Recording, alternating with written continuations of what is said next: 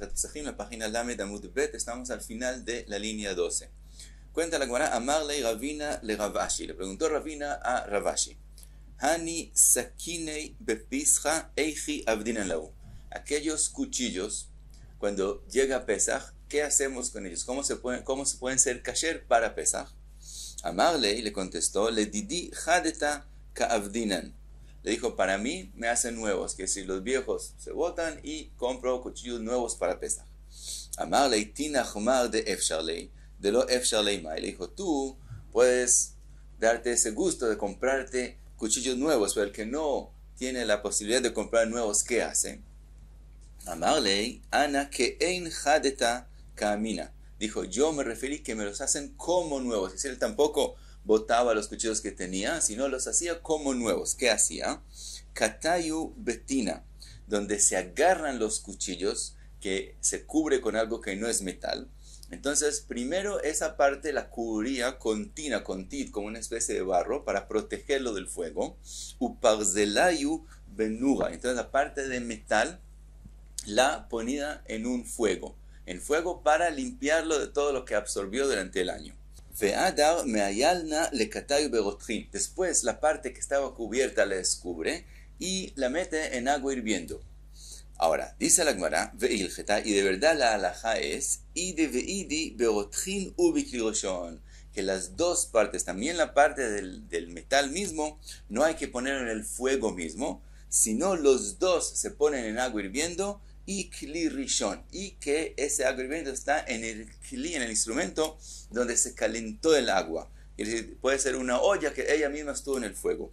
Hay quien dice que hay que meter el cuchillo mientras está sobre el fuego, y hay quien dice que es suficiente que se quite el instrumento del fuego y en ese agua hirviendo ponerlo, solamente que no sea un agua que pasó del instrumento donde se calentó a otro instrumento, que entonces sería llamado segundo instrumento, kli sheni.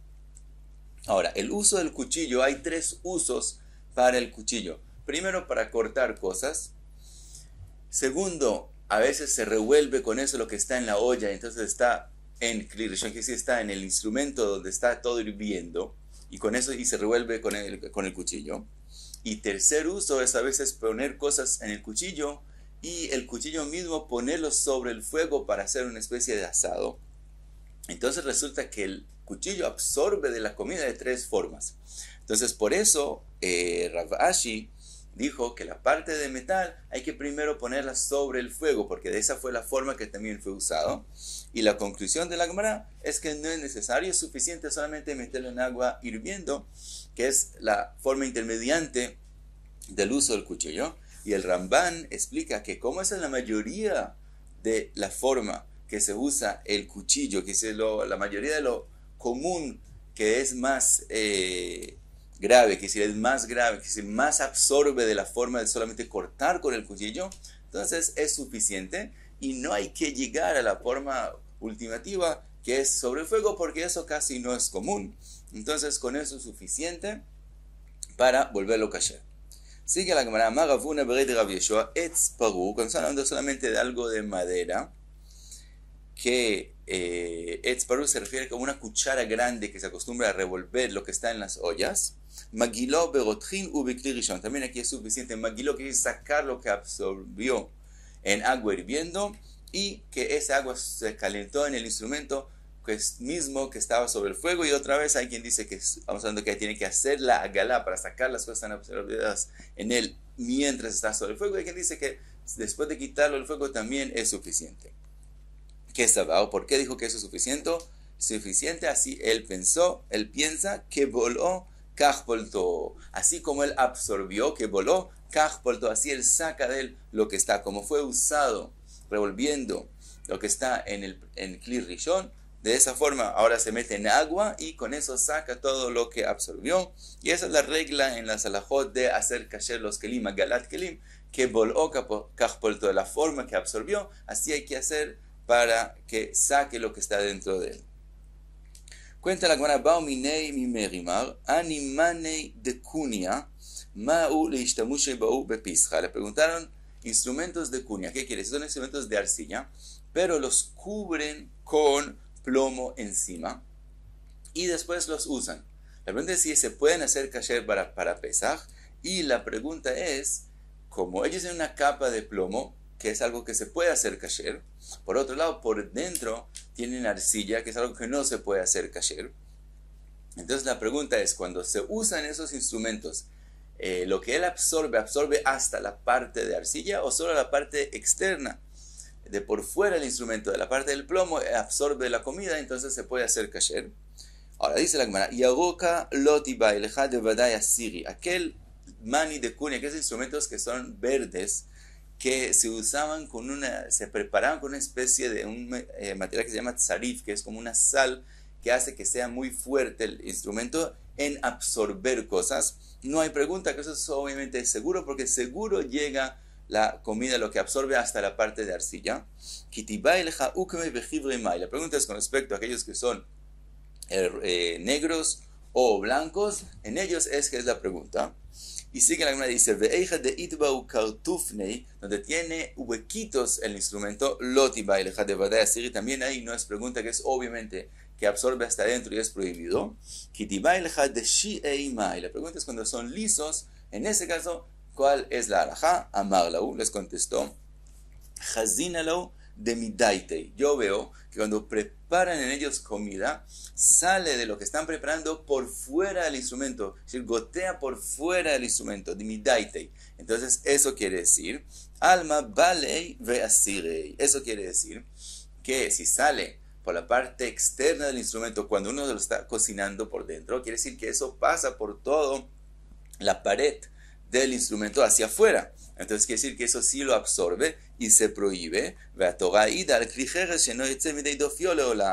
Y la Torah nos enseñó que un instrumento de arcilla no hay forma que con la agalá salga por completo. Cuando la Torah dice la salahot que se puede hacer agalá, entonces habla de cosas de metales o de madera, pero las cosas de arcilla hay que quebrarlas. Quiere decir que no hay forma de destacar todo lo que absorbió. Entonces, en el momento que eso absorbe algo, ya no hay remedio y no se puede usar.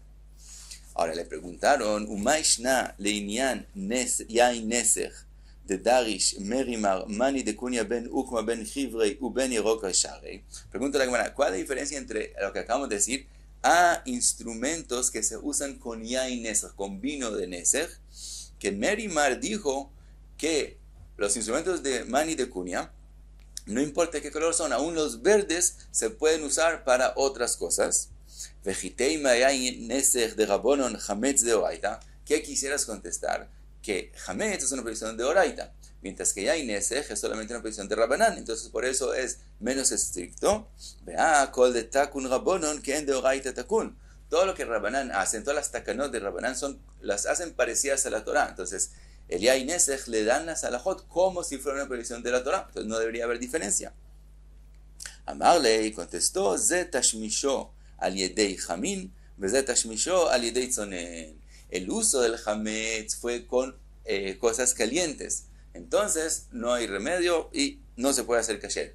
Mientras que los instrumentos que usaron un vino es solamente con temperatura fría, entonces en ese caso se puede volver a usar. Dice la Gemara, Amar Rove bar Abba, Amar Rav Chia bar Ashi, Amar Shmuel, Kol akelim shenishtamshu ba'en chametz betzonen, todos los instrumentos que cuando usaron chametz en ellos fue solamente cuando estaba frío, mishtamesh ba'en matzah, puede usar en ellos durante Pesach matzah y es kasher.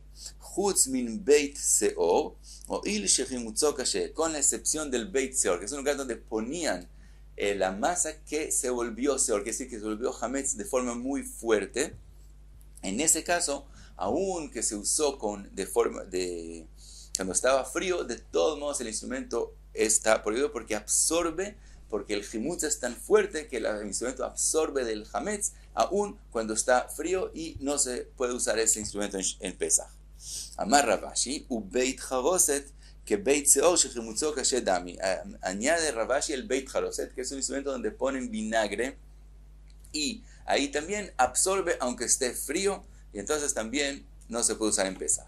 Amar Rove, dice Rove, ani agnei de mejosa, aquellos instrumentos hondos como platos hondos pero grandes, ho'il vetadire le meileish ba'u chamira, como es frecuente que amasan en ellos masas que tienen seor, y también dejan en ellos seor, el hametz que es seor, que beit seor shechimutzo kashe dami. Entonces parecen al beit seor y no se pueden usar en Pesaj. Preguntan ahora pshita, eso es obvio, eso es lo que dijimos, que donde hay seor no se puede usar.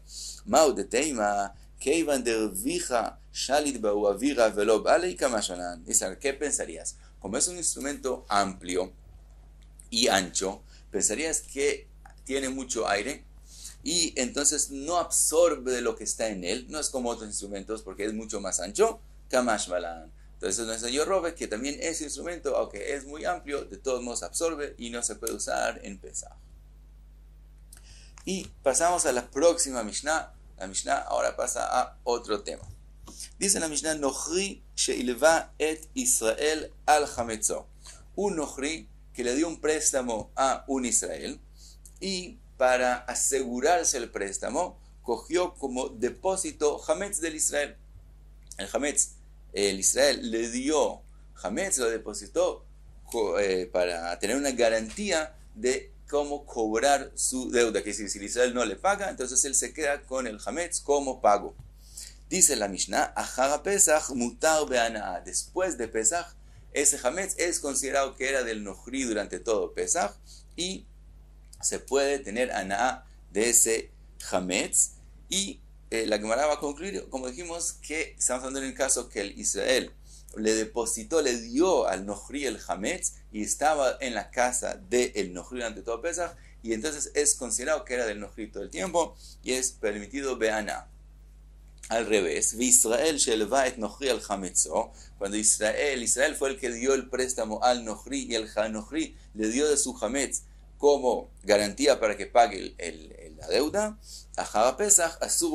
después de Pesach es considerado que era de Israel durante todo Pesach y no puede tener anaa de ese hametz. Dice la Gemara Itmau, fue dicho ahora de forma general, no con Pesach mismo y no con hametz. Va al Jov, cuando hay alguien que prestó algo y el que cogió el préstamo le dio algo o definieron algo que sea una garantía, que es que si él no paga hasta tal tiempo, él lo cobra. Por ejemplo, una tierra, él le da un préstamo grande, dice esta tierra, si no te pago hasta tal día, puedes cobrarla y esa tierra se vuelve tuya. Entonces, Abai amarle mafrea ugove. Dice Abai, en el momento que llegó el día que él tiene que pagar el préstamo y no lo pagó, y él va y cobra la tierra, el terreno, por la deuda, entonces resulta que desde antemano, descubrimos desde antemano que esa tierra era de él desde el día que él le dio el préstamo. Que si resulta que ese préstamo era como un pago, y desde ese día es que la tierra es considerada de el que dio el préstamo, del malvé. Minas que Robe dijo, Robe amar, mikan veleaba ugove. Robe dice al revés. Robe dice, no, ese terreno es considerado de el que cogió el préstamo hasta el último día. Solamente desde el día que él cobró la tierra en adelante es que es considerado del malvé. Quiere decir, otra vez, él le prestó una plata, él le dijo, si no te pago hasta el tal día, este terreno se vuelve tuyo. De verdad terminó sin pagar y él cobró el terreno. Abai dice, descubrimos que desde el día que él dio el préstamo, él lo había comprado. Entonces que Robe dice, no, desde el día que él cogió el terreno es que se vuelve de él, pero antes de eso sigue siendo del que cogió el préstamo. Ahora dice la Gemara, Kol eija de akdish love vezavin love, kule alma lo pligue de ati malve vetarif veati malve uparik. Dice que seamos claros, no hay mahloket con respecto a si el love, el que cogió el préstamo, el terreno es de él o no es de él, que si él tiene fuerza para hacer con algo, es obviamente que él no tiene. Como él ya puso ese terreno como garantía para el préstamo, él ya no tiene control sobre él. Quiere decir, también si es considerado que él es el dueño del terreno hasta el último día, como dice Robin, de todos modos, no es considerado que está en su poder, no está birshuto, y él no puede hacer con él prácticamente nada. Quiere decir, si él lo vende, Zavin lo ve, si él lo vende, llega el malvé, el día que llega el día de cobrar el préstamo, si él no lo pagó, el malvel que dio el préstamo va y lo cobra betarif y se lo coge a aquella persona que lo había comprado. Quiere decir que el lové no puede venderlo. También, si el lové le hizo ekdesh a ese terreno, quiere dárselo al Beit HaMikdash, también viene el malvé parik. También el malvé viene y lo coge del ekdesh. De vuelta, quiere decir que el lové no tiene fuerza de hacerle ekdesh. Ahora, de verdad, el terreno no se vuelve kadosh del todo, pero Jajamim no quisieron que haya una situación que alguien da un terreno al ekdesh, y después viene otra persona y coge el terreno. La gente va a pensar que se pueden coger cosas de ekdesh sin pidión, sin pagarle al ekdesh. Entonces, por eso dice upari, que quiere decir el malvé, cuando cobra el terreno del ekdesh, sí le paga algo simbólico para que la gente no piense que se pueden coger cosas de ekdesh sin pagar. Detnan mosif o dinar upoder tanejasim aelu. Ahí estamos hablando, la Mishnah habla de un caso de alguien como el que hablamos. El lové fue y dio el terreno a ekdesh, entonces, y el terreno valía 100 mané. Viene el malvé, el que prestó la plata, y da un dinar al ekdesh, y con eso es suficiente para que él coja, para que él pueda cobrar el terreno. Entonces dice de todos modos la Gemara con respecto a ese caso, que el que cogió el préstamo, el que el terreno era de él, hace acciones, es obvio que esas acciones no son válidas. También según Abaye, y también, y con más razón con Rove, aunque él cobra el terreno solo de ese día en adelante que no pagó, de todos modos no está en el poder, no está bershut, él lo ve. Kipligue, ¿dónde es que se ve la mahloket entre Abaye y Rove? De Zavin malvé de Kadish malvé, cuando el malvé, el que dio el préstamo, él, mientras esos días, él vendió ese terreno, asumiendo que el lové no le va a pagar, o le hizo ekdesh, asumiendo que el lové no le va a pagar. Abaye amar le mafrea u gove. Abaye dice, no, ahora descubrimos que desde antemano él había comprado el terreno.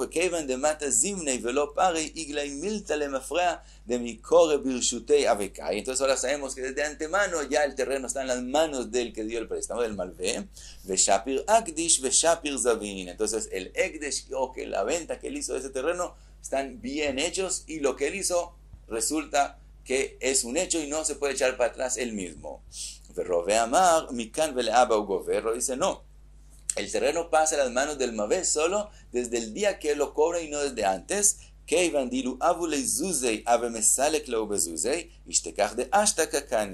Como hasta el último día, si el lové tendría plata y le pagaría al malvé, de verdad el malvé no podría cobrar ese terreno. Entonces encontramos que solo ahora es que él compró el terreno, y no decimos que de Lemafrea, que es de antemano, descubrimos que era de él. No, hasta el último día sigue siendo el dueño, sigue siendo el lové, y no es del malvé. Entonces lo que él vendió no se formó, y lo que él lo hizo como ekdesh tampoco se volvió del ekdesh. Y la Gemara sigue con la misma sugía de Abaye Rove, pero hasta aquí la me da muy bien.